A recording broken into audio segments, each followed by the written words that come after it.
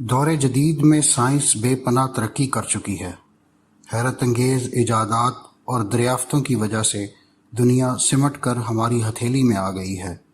اس بے پناہ ترقی اور جدید علوم کے باوجود ہماری تاریخ کے کچھ ایسے معمے ہیں جن کو آج بھی سائنسدان نہیں سمجھ سکے۔ زمانہ قدیم کے انسانوں نے ایسی حیرت انگیز نشانیاں چھوڑی ہیں کہ ان کے راز آج بھی مکمل طور پر سامنے نہیں آئے۔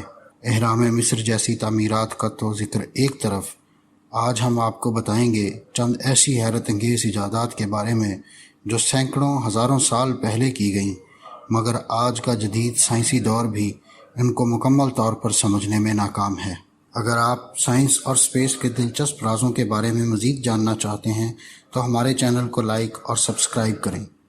آج کی ویڈیو میں ہم آپ کو بتائیں گے چند ایسی ٹیکنالوجیز کے بارے میں جو آج استعمال نہیں ہو رہی، مگر قدیم ایجادات کے طریقہ کار اور اجزاء کے بارے میں موجودہ دور کے ماہرین بھی لا علم ہیں اور باوجود کوشش کے اس ٹیکنالوجی کو مکمل طور پر سمجھ نہیں پائے۔ اگر آپ نے گیم آف تھرون سیریز دیکھی ہے تو آپ گریک فائر سے واقف ہوں گے کہ کیسے زمانہ قدیم میں بحری حملہ آوروں سے بچاؤ کے لیے انتہائی آتش گیر مادے کے ذریعے پانی کو آگ لگا دی جاتی تھی۔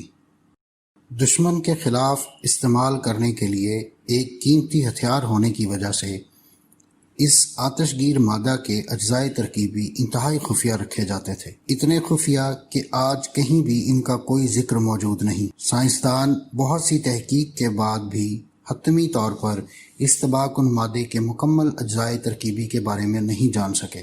7ویں صدی میں رومن امپائر نے اس ہتھیار کا استعمال کیا اور جہازوں پر پھینکنے کے لیے خاص آلوں کا استعمال کیا جاتا تھا۔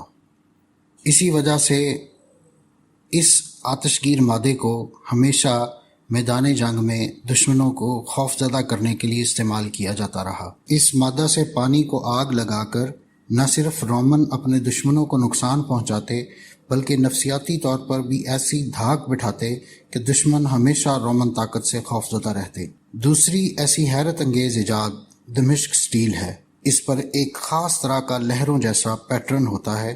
قدیم دور میں بنایا جانے والا یہ سٹیل اتنا مضبوط تھا کہ اس سے بنائے گئے ہتھیار انتہائی تیز دھار اور بے مثال کاٹ کے حامل ہوتے تھے۔ گیم آف تھرون سیریز میں آپ نے ویلیرین سٹیل کے بارے میں سنا ہوگا۔ مضبوطی میں اپنی مثال آپ یہ سٹیل کسی بھی بہادر کے لیے ایک پسندیدہ ترین انتخاب ہوتا تھا۔ بنیادی طور پر ویلیرین سٹیل بھی دمشق سٹیل سے ہی بنایا جاتا ہے۔ موجودہ عرب اور ایران کے علاقوں سے اس ٹیکنالوجی کا آغاز ہوا اور اس سے بنائے گئے خنجر اور تلواریں اپنی مثال آپ تھیں۔ دمشق سٹیل سے بنایا گیا چاقو اس قدر مضبوط ہوتا ہے کہ آپ اس سے رائفل کی نالی بھی کاٹ سکتے ہیں۔ جی ہاں، رائفل کی نالی بھی اس سے کاٹی جا سکتی ہے، اور اس کی دھار اتنی تیز ہوتی ہے کہ اگر بال بھی اس پر گرے تو 2 حصوں میں کٹ جائے۔ تحقیق کے بعد آج سائنسدان یہ تو جانتے ہیں کہ دمشق سٹیل کے اجزائے ترکیبی میں کاربن، آرسینک اور سلفر وغیرہ شامل تھے، مگر ان اجزاء کو کس تناسب کے ساتھ کیسے ملانا ہے یہ بہرحال ابھی بھی ایک راز ہے۔ 18ویں صدی تک اس راز کو جاننے والے کچھ لوگ موجود تھے، مگر انہوں نے بھی اس کو انتہائی خفیہ رکھا، اور آج اس ٹیکنالوجی سے دمشق سٹیل تیار کرنے کا کوئی طریقہ موجود نہیں ہے۔ بعد ازاں 19ویں صدی میں کچھ اسلحہ سازوں نے اس ٹیکنالوجی کے استعمال سے آتشی اسلحہ، بندوقیں وغیرہ بنانے کی کوشش تو کی، مگر انہیں کچھ خاص کامیابی نہیں ملی۔ اس سٹیل کو تیار کرنے کا طریقہ جاننے والے ماہرین کے خاتمے کی ایک وجہ تجارتی راستوں اور طریقوں میں تبدیلی کے باعث ضروری خام مال کی عدم فراہمی، جبکہ دوسری وجہ آتشی ہتھیاروں کی تیاری کا آغاز ہو سکتا ہے۔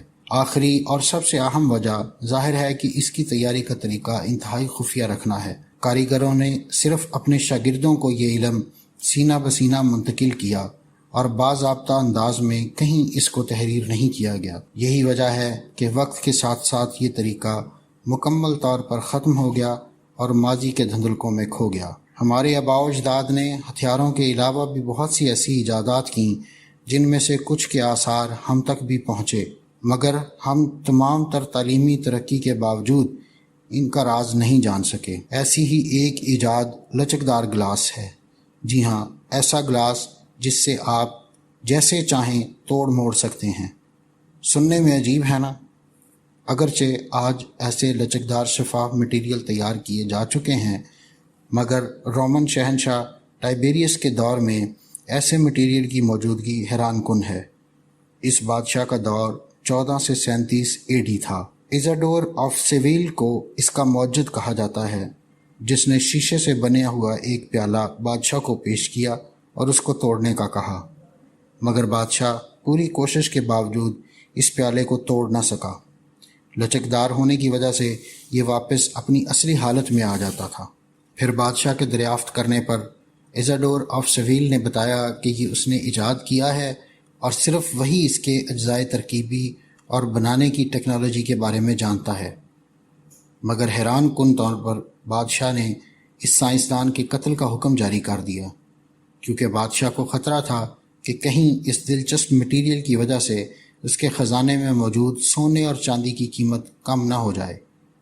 اگرچہ اس کہانی کو مختلف مصنفین نے بار بار بیان کیا ہے، مگر اس گلاس کو بنانے کی ترکیب کے بارے میں کوئی معلومات نہیں ملتی۔ اس حوالے سے کچھ کہانیاں ضرور ملتی ہیں، مگر حتمی طور پر اس کی ترکیب آج بھی پوشیدہ ہے۔ اگرچہ آج نائٹرو سیلولوز کی مدد سے تیار کیا گیا گلاس، جس کو بعد ازاں 2012 میں مزید بہتر کر کے آپٹیکل فائبر کی مدد سے کوریلا گلاس 2 متعارف کروایا گیا۔ کیا یہ ایجادات ہمارے آباء و اجداد نے بغیر کسی بیرونی مدد کے کی تھیں؟ کیا اس دور کی ٹیکنالوجی کی مدد سے ایسی حیرت انگیز ایجادات ممکن تھیں؟ کیا انسان سے ذہین کوئی خلائی مخلوق ان سے رابطے میں تھی؟ ان سوالوں کے جواب آج تو موجود نہیں، مگر کیا آنے والے وقت میں ان کا کوئی جواب مل سکے گا؟ اگر آپ